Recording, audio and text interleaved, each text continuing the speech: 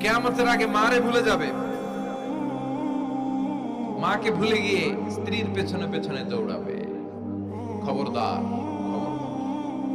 আপনি নামাজি হতে পারেন, মুসল্লি হতে পারেন, হাজী সাহেব হতে পারেন, কিন্তু মা যদি বদদোয়া দেয় আপনার সব শেষ, দুনিয়াও শেষ, আখিরাতও শেষ। মায়ের মর্যাদা বাবার চেয়ে 3 গুণ বেশি।